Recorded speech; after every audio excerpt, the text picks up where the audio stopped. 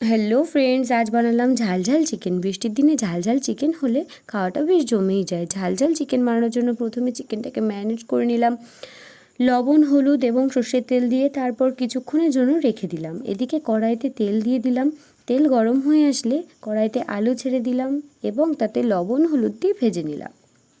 আলু ভাজা হয়ে গেলে আলুগুলোকে নামিয়ে কড়াইতে আরও কিছুটা তেল দিয়ে দিলাম। তারপর তেলটা গরম হয়ে আসলে তাতে ফোড়নের জন্য জিরে, তেজপাতা, শুকনো লঙ্কা ও গোটা গরম মশলা দিয়ে কোচানো পেঁয়াজগুলো দিয়ে দিলাম। পেঁয়াজগুলো ভাজা হয়ে আসলে তাতে জিরে, আদা, রসুন এবং কাঁচা লঙ্কা বাটা দিয়ে মশলাগুলোকে ভালো করে ভেজে নিলাম।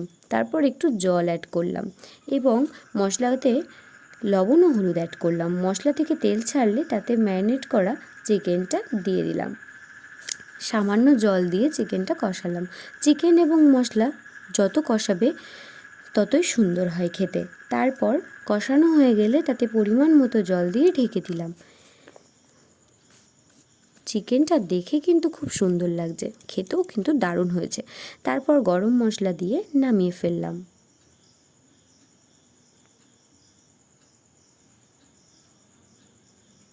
এরপর একটু পুঁই শাক বানিয়ে নিলাম। পুঁই শাকের তরকারিটা খেতেও কিন্তু খুব সুন্দর লাগে আমার। বৃষ্টির দিনে দুপুরে খাওয়া দাওয়াটা বেশ জমে গেল।